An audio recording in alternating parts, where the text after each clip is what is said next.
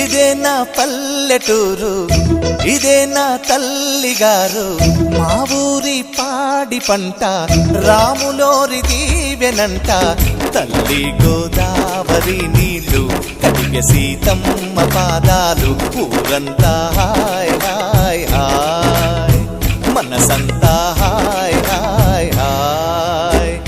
ఇదే నా పల్లెటూరు, ఇదే నా తల్లిగారు, మా ఊరి పాడి పంట రాములోరి దీవెనంట.